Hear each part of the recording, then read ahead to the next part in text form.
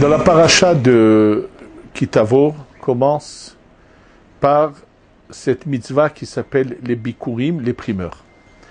Bon, je peux comprendre que on va donner les meilleurs à Hachem, à Dieu, de la même manière que le premier garçon qui naît, on fait le pidyon aben, c'est le rachat, c'est comme si c'est la part de Dieu. Mais ce qu'il faut essayer de comprendre, c'est ce texte qu'il faut réciter lorsqu'ils emmenaient les bikurim, ces primeurs au temple. Donc d'abord ça se passait, c'était vraiment une fête, comment ils étaient emmenés. C'est tout un rituel très particulier. Il y a une raison à cela. Et ensuite c'est marqué Ve'anita, Ve'amarta. Tu vas répondre et dire. Ce mot Ve'anita, tu vas répondre. Quel sens a-t-il? Et Rashi se pose la question, on va le voir tout de suite. Et qu'est-ce qu'il doit dire? Commencer à raconter tout le passé du peuple d'Israël, comment on a souffert en Égypte, comment on est sorti, finalement on a été délivré, et comment on est arrivé en Eretz Israël, et on a une terre, et enfin on emmène les primeurs à Kadosh Baruch. Et Rashi de dire que la Torah veut mettre l'accent sur un point très important. C'est que il ne faut pas être ingrat, il faut être reconnaissant. Pour être reconnaissant, il faut s'exprimer. Il faut sortir de la bouche et savoir dire à Kadosh Baruch Hu, tout ce que j'ai vient de toi. Et on va bien sûr comprendre l'importance de cette notion de reconnaissance, de ne pas être un ingrat. Dans la paracha qu'on a lue la semaine dernière, de Kitetse, il est mentionné que parmi les nations, si des descendants de la nation de Moab ou de Midian veulent se convertir, nous ne les acceptons pas, en aucun cas. Pour quelle raison? La première raison mentionnée dans la Torah, c'est qu'ils ont été ingrats. Eux qui sont des descendants de Lot, qui est redevable vis-à-vis d'Abraham dont nous sommes les descendants, n'ont pas eu de reconnaissance vis-à-vis du peuple d'Israël quand ils sont passés près de leur région, dans leur région. Ce manque d'ingratitude fait qu'on ne veut pas d'eux. Pourquoi c'est si grave? On va le voir tout de suite. On voit que Moshe Rabbeinu, dans les 10 plaies, ne veut pas frapper la première plaie, l'eau, puisque l'eau l'a sauvé. Et bien sûr, question qui est posée par les commentateurs, en quoi ça changera quelque chose à l'eau si c'est Moshe qui frappe l'eau et qui la transforme en sang, ou si c'est Aaron? Donc, en quoi il y a de la gratitude vis-à-vis de l'eau? La réponse, c'est pas que ça va changer quelque chose à l'eau. La réponse, c'est que le personnage de Moshe, s'il n'y a pas en lui la gratitude, alors ça veut dire qu'il a un défaut dans son âme qui est intolérable et insupportable. Les Chachamim, nos sages, nous enseignent que celui qui est kofer beto vato shel chavero, celui qui ne sait pas reconnaître le bien que lui a fait son ami, finit par ne pas reconnaître le bien que lui fait Dieu.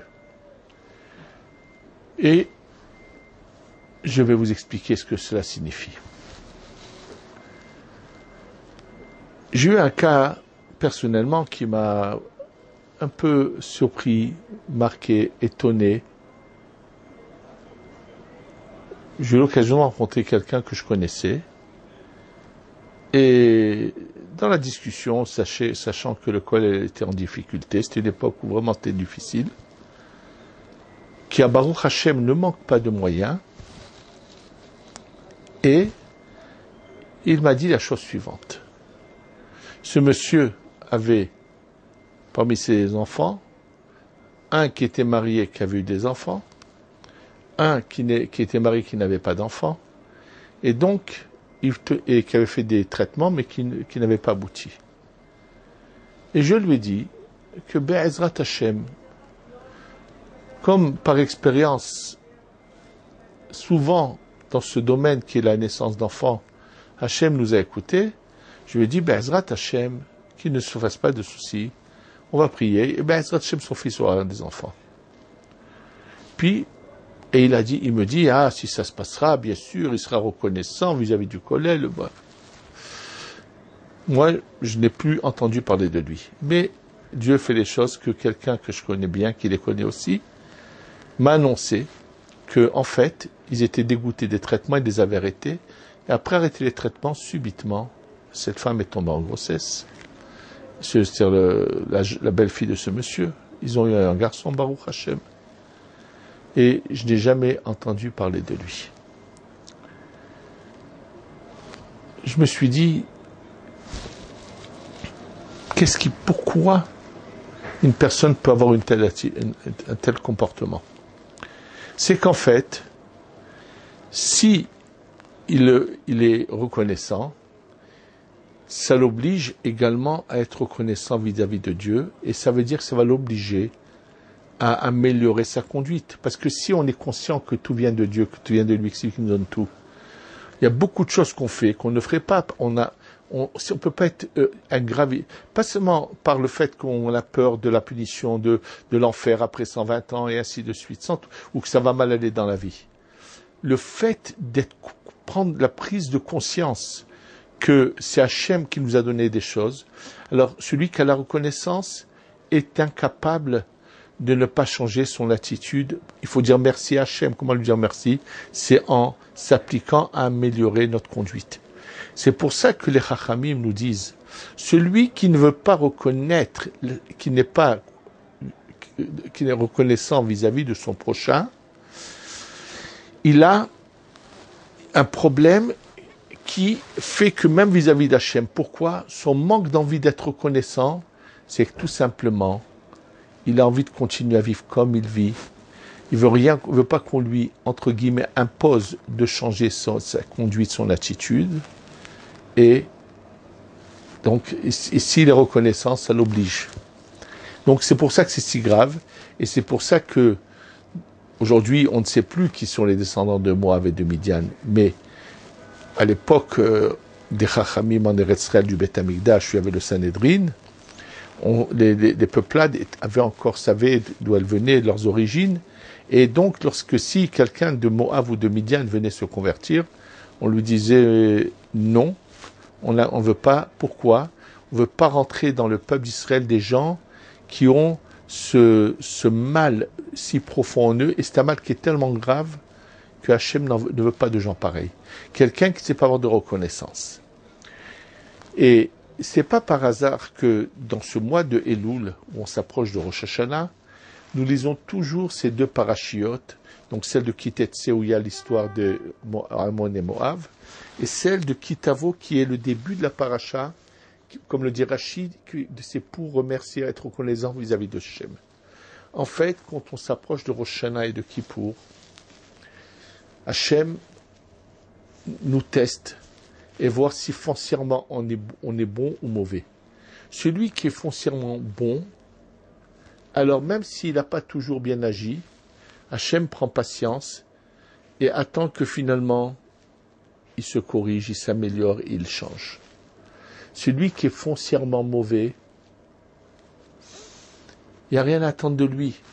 C'est un peu dans ce sens-là qu'a été dit cette halakha, cette loi du ben sorer ou moré. Cet enfant qui dévoile, qui dit en lui quelque chose de foncièrement mauvais. Et donc, à quoi ça sert qu'il reste sur terre, puisqu'il n'arrivera pas au but pour lequel il est venu. Et maintenant, avec cela, on va comprendre quelque chose qui est marqué dans le Zohar, qui concerne la fête de Sukkot. En fait, à Sukkot, avant de rentrer dans la soukha, on invite ce qu'on appelle, ce terme-là, les invités en araméen, c'est les ushpizin. En hébreu, ce serait les orhim. Oréa, c'est un invité. Et Ushpizin en araméen, ce sont les invités. D'où vient cette notion d'invité? Qui sont ces invités d'abord? Comme on l'a mentionné dans beaucoup de cours, premier jour, c'est Abraham, il ne vient pas seul, il vient en principal avec Yitzhak, Yaakov, Moshe, Aaron, Yosef et David. 7 invités qui sont, donc je répète, Abraham, Yitzhak, Yaakov, Moshe, Aaron, Yosef, David. Et on les invite, donc le premier jour c'est Abraham, le deuxième jour c'est Yitzhak, et le dernier jour de Sukkot, c'est David. L'origine vient du Zohar, dans la parashat de Émor, dans le Zohar. Et là, il est dit dans le Zohar la chose suivante. Ve'amar Rabbi Abba. Rabbi Abba vient et fait remarquer que dans le verset de la Torah, il est mentionné Basukot Teshvu Shivat Yamim. Et ensuite, c'est marqué dans le même verset, c'est marqué Yeshvu, ils s'assiront. Pourquoi une fois vous vous s'assirez, ils s'assiront. Donc pourquoi le passouk parle d'abord à la deuxième personne, c'est-à-dire vous vous assirez, tu t'assiras dans la soukha, et ensuite il est dit ils s'assiront à la troisième personne. Donc il répond qu'en réalité le premier c'est c'est-à-dire quand il est dit Yeshvu, ils s'assiront, on fait allusion aux invités d'en haut du ciel, et ensuite c'est les gens, le Ham Israël, eux doivent s'asseoir dans la soukha. Donc on invite en premier qui? Les invités. C'est pour ça qu'avant d'entrer dans la soukha, on les invite. Et là, le Zohar continue et dit, comme Rav Hamnona Saba. Rav Hamnona Saba est antérieur à Rabbi Shimon ben Yochai, et il est dit qu'Adava Ayel la soukha, lorsqu'il devait rentrer dans sa soukha, Avahade, il était très content, heureux. Vekaem al pitha des soukha milegav, il était à l'entrée de la soukha à l'extérieur. Et il disait, avant de rentrer, il disait pas une fois qu'on est dans la soukha, c'est avant. Amar, il disait, Nazmin les Ushpizin. On va inviter les invités. Nesader patora, on va arranger la table. Vekaem al ragloy, il était debout. Umevarer, et il disait la bracha suivante, Basukot tejvu shivat yamim, il disait venez vous asseoir au Ushpizin. Donc le pasuk tejvu, c'est nous qui le disons au Ushpizin, venez. Tivu Ushpizin elain kadishin. Venez vous asseoir, ces invités d'en haut. Tivu, asseyez-vous Ushpizé memnuta, les invités de la Emouna. Et il levait ses mains et il était heureux. Vraiment, il avait toute une grande joie de cela.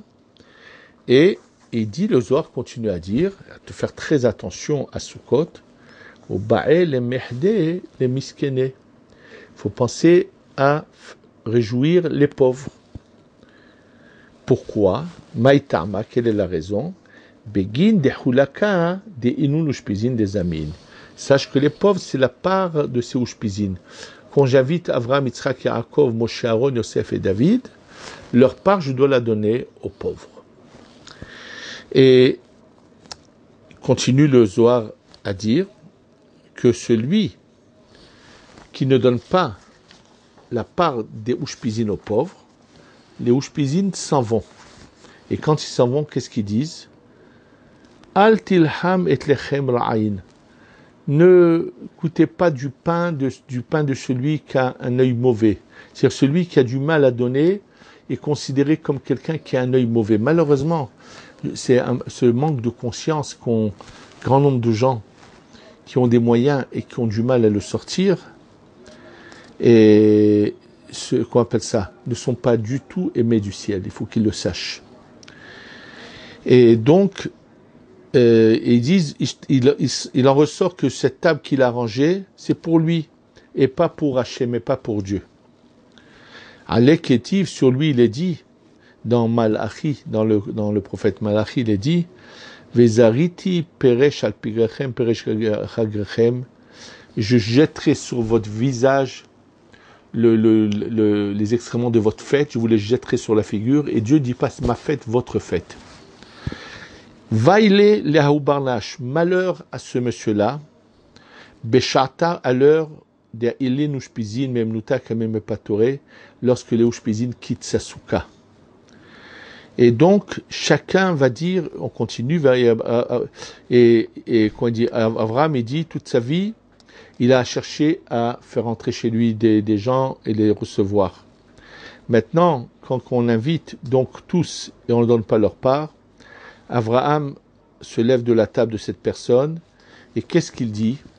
Le passouk qui est dans Bamidbar, qui a été dit au sujet de lorsque Moshe met en garde qu'il fallait s'éloigner de la tente de Datan et Aviram et Korah, Suruna me'al ohale anashim arsha'im elle.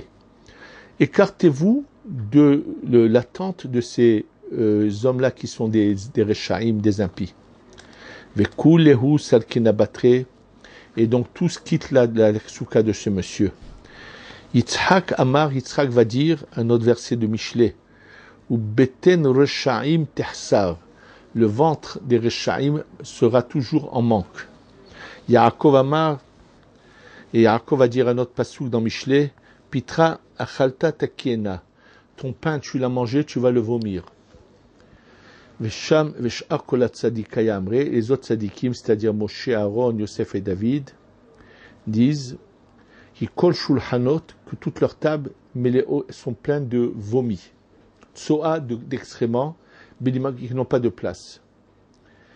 Et ensuite, David Malka continue et dit des choses très dures.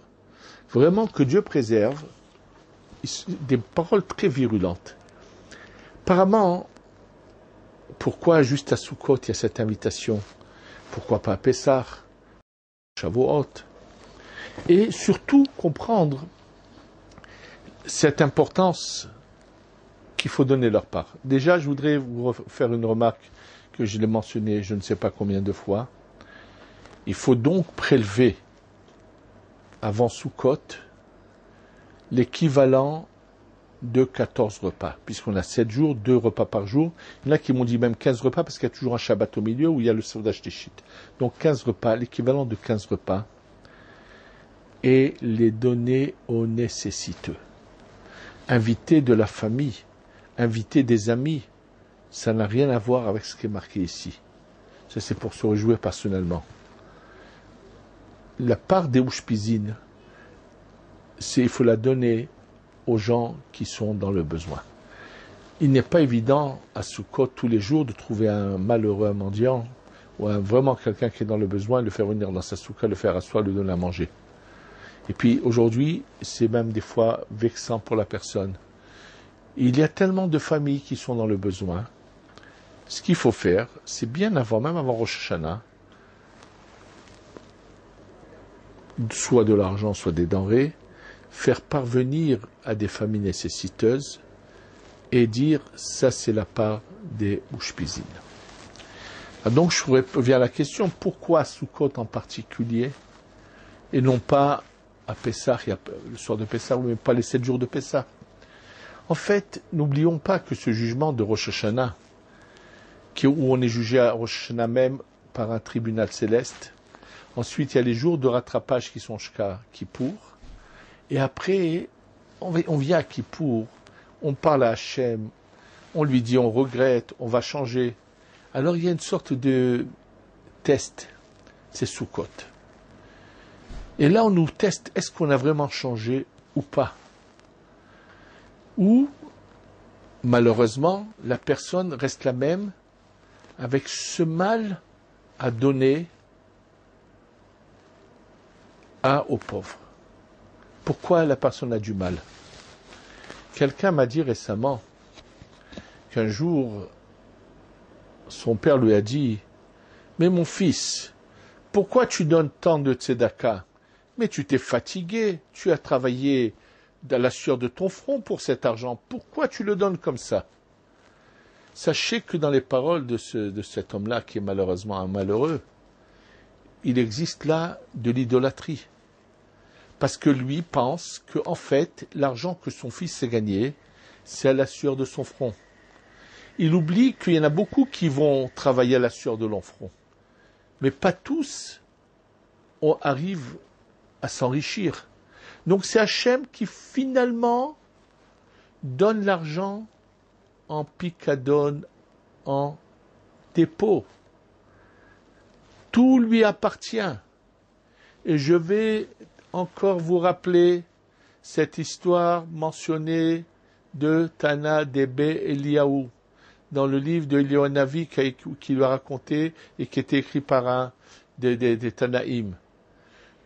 Qu'une fois, il a reçu comme mission d'aller voir un couple qui n'avait pas d'enfant, un couple âgé, dont le mari avait labouré un champ et vivait de cela, était un homme bien. Et on a décidé au ciel de vouloir donner pendant 7 ans cet argent à ce couple. Donc Eliyahu Hanavi vient dans les champs chez cet homme et lui dit, dis-moi, tu veux pendant 7 ans avoir la richesse, mais sache que dans 7 ans on te reprend cette richesse. Et cet homme lui répond, cet homme qui vivait en harmonie avec son épouse, qui vivait en union totale avec son épouse, lui dit, écoute, je ne suis pas seul. Je ne peux pas répondre également pour ma femme. Il faut que j'aille la questionner, parce que quand on s'habitue à la fortune, à la richesse, et qu'après elle disparaît, c'est dur. Alors il lui dit, j'attends. Donc cet homme rentre chez lui, et dit à sa femme, écoute, Eliyahu Hanavi est venu. Il me dit qu'au ciel, on est prêt à nous donner pendant 7 ans la fortune, mais on va nous la reprendre dans 7 ans. Est-ce que ça vaut la peine de passer par cette épreuve? Puisque là, on a de quoi vivre, modestement, mais on vit. Et là, si on s'habitue, ça pourrait être dur après de se retrouver, après on soit habitué pendant 7 ans à la richesse, de tout d'un coup, elle disparaît. Sa femme lui dit, non, tu vas quand même accepter. Il dit, d'accord, tu es prête? Oui, je suis prête. Alors, il retourne dans les champs, il voit Eliyahu Hanavi, il lui dit, oui, c'est d'accord. Alors, Eliyahu Hanavi lui dit, continue à labourer ton champ. Et bien sûr, en continuant à labourer son champ, il y a ce fer qui rentre dans la terre, qui fait les sillons, tiré par 2 bœufs, et tout d'un coup, le fer qui est dans la terre se bloque. Et les bœufs essaient de tirer, impossible. Il y a une pierre apparemment au-dessous qui bloque. Donc il se met à retirer la terre pour enlever cette pierre qui bloque. Et au fur et à mesure qu'il retire la terre, il voit qu'il y a une pierre importante qui est posée sur l'entrée d'une sorte de caverne. Donc finalement, il arrive à pousser la pierre et en descendant dans cette caverne, il découvre un trésor fabuleux. Et donc, il va prendre une charrette et en avant, aller-retour, il déplace tout ce trésor vers chez lui. Et là, pendant 7 ans, sa femme ne va pas s'arrêter de distribuer de la tzedaka. Distribuer. Donc, après 7 ans, Eliyahu Hanavi revient et il lui dit au mari, tu sais, les 7 ans sont passés, je viens reprendre le trésor. Il lui dit, d'accord, mais laisse-moi au moins prévenir ma femme. Il lui dit, va la prévenir. Il lui dit, tu sais, Eliyahu Hanavi est venu, il a dit qu'il va reprendre le trésor. Alors elle lui a dit, dis à Eliyahu Hanavi de dire à Kadosh Baruch Hu, si il a trouvé mieux que nous à qui les confier, eh ben il a qu'à les reprendre et les donner à celui qui est mieux que nous. Mais si il n'y a pas mieux que nous à qui les confier, qu'il nous les laisse. Le mari retourne donc vers Eliyahu Hanavi, lui dit la phrase que sa femme, Eliyahu Hanavi dit, je vais demander au ciel. Eliyahu Hanavi monte et redescend, il dit, c'est vrai, on a vérifié, Dieu n'a pas trouvé mieux que vous à qui les confier, donc il vous les laisse. Donc, qu'est-ce qu'on voit de cela? Que la fortune, l'argent que l'homme acquiert dans sa vie, c'est Hachem qui le lui donne. Celui qui a du mal à les donner, c'est parce qu'il n'est pas conscient qu'il les reçoit d'Akadosh Baruch Hu. Donc c'est un ingrat, il est kafouï tova. Il ne reconnaît pas que c'est Hachem qui lui a donné. Et ça, c'est inadmissible. Moi, Hachem, je te donne et tu n'as même pas le courage d'ouvrir tes yeux et de comprendre. Et comment on peut le voir? Celui qui a du mal à les sortir de sa poche, à les donner, c'est qu'il croit que c'est à lui l'argent. Celui qui sait que cet argent est confié chez lui par Hachem, il n'y a pas de mal à les donner. Donc, on va tester la personne à Sukkot. Tu as promis de changer, tu as demandé pardon à Kippour. On va voir si vraiment tu as changé. Est-ce que tu es resté le même ingrat ou tu as appris à être reconnaissant? Si tu as appris à être reconnaissant vis-à-vis d'Hachem, donc foncièrement tu es bon, tu pourras changer. Si tu n'as pas appris à être reconnaissant, tu restes ingrat, alors foncièrement tu es mauvais. Il n'y a rien à changer chez toi, il n'y a aucune raison qu'on t'accorde le pardon. C'est pour ça que la décision finale du jugement, c'est à Hoshana Rabbah, et c'est à Simchat Torah après Simchat Torah, que la feuille de route de chacun est donnée aux anges pour qu'ils la mettent en application. Donc, ce qu'il faut bien comprendre, c'est que Hachem nous teste à Sukkot. Et c'est pour ça qu'il y a cette mitzvah d'inviter Avraham, Yitzhak, Yaakov, Moshe, Yosef et David. Est-ce qu'on veut être à leur image, c'est nos ancêtres, on veut suivre leur chemin et on sera aidé par eux, ou bien malheureusement, on ne suit pas leur chemin. Et c'est comment on peut le voir? Celui qui est conscient que tout ce qu'il a vient d'Hachem, alors avec plaisir et joie, prélèvera la partie des Ushpizin et la donnera aux nécessiteux. Celui qui, malheureusement, ne ressemble pas au Ushpizin, est foncièrement mauvais, ne donnera pas, et dans ce cas, il quitte sa soukha en disant tous ces versets terribles que vous avez entendus.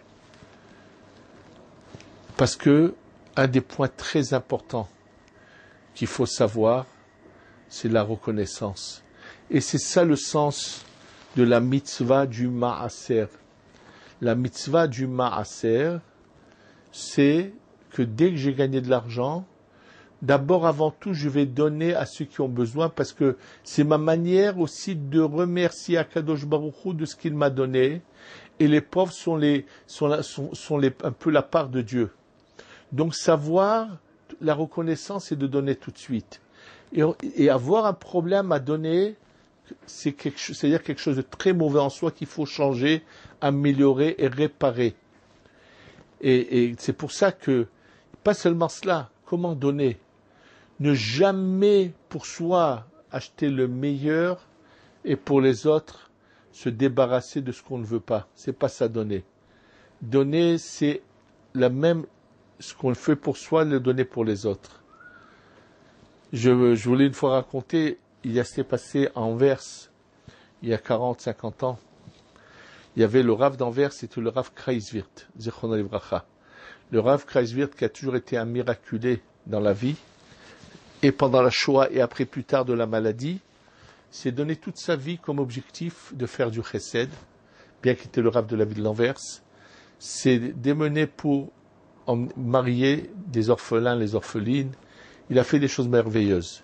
Et un des grands diamantaires d'Anvers qui était très riche, que lorsqu'au mariage de sa fille, a voulu faire quelque chose d'extravagant, il avait loué un carrosse avec 6 chevaux blancs, un mariage qui lui avait coûté une fortune. C'était fabuleux. Et un jour, en parlant avec un Anversois, où je lui disais, j'ai entendu que, il me dit, oui, mais est-ce que tu as entendu la suite? C'est que ce monsieur, quand il a fini de les dépenses du mariage de sa fille, il a fait les décomptes, ça lui avait coûté, je sais pas, 200, 300 000 euros, j'en sais rien, ou plus, ou moi, je vous dis une somme. Une fois qu'il a fait, disons que ça lui a coûté 200 000 euros, une fois qu'il a fait les décomptes, il est allé chez Rav Kreiswirth, il lui a dit, pour ma fille, j'ai dépensé 200 000 euros pour la marier, alors voilà, 200 000 euros, je les donne au Rav pour marier les orphelins.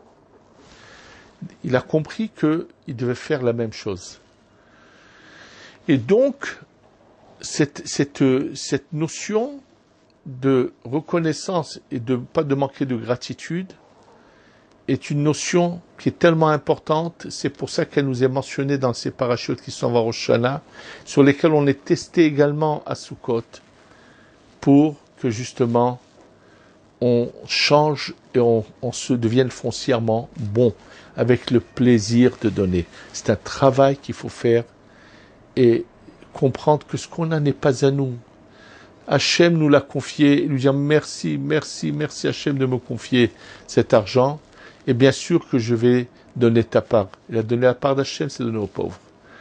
En tous les cas, je voudrais encore une fois vous rappeler l'importance. Si vous avez autour de vous des nécessiteux, Baruch Hashem, donnez-leur. Si ce n'est pas le cas, ou si vous pouvez, sachez que Baruch Hashem, juste hier, on l'a distribué à environ 70 familles, peut-être plus, j'ai la liste qui est environ de 70 familles, des grosses quantités de vivres, même de l'argent, et ces produits ont été achetés mais pas encore payés.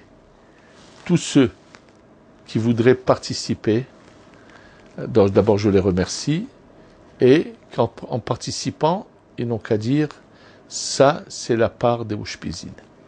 Maintenant, combien? Évaluer ce que c'est un repas. Et chacun doit l'évaluer par rapport à ses moyens. Celui qui mange qu'un morceau de pain et des légumes à table dans ses repas, c'est vrai, c'est pas grand-chose, et c'est ce qu'il aura l'obligation de donner. Mais qui ne mange pas aujourd'hui du poisson, de la viande, des œufs, des desserts et ainsi de suite. Donc chacun doit penser que les repas qu'il fait, surtout des repas de fête, il doit l'équivalent de 15 repas, les donner à la tzedaka, aux nécessiteux. Qu'Hachem fasse pénétrer en nous cette gratitude, cette reconnaissance, qu'on soit foncièrement bon, qu'on c'est avec joie et plaisir qu'on donne, et sans penser qu'on fait quelque chose de bien ou de grand, on ne fait que rendre un petit peu à Hachem le bien qu'il nous fait. Et cette notion de gratitude, c'est une notion qu'on doit faire pénétrer plus profond de nous. C'est ça la teshuva que Hachem veut de nous. Qu'on arrive à faire une vraie teshuva et qu'on ait enfin la Geoula Shlema qui viendra Bekarov. Shiye lachem shana tov vorechet, tikadvu v'techatmu lechaim tovim u'shalom. Amen ve amen. Yerushalayim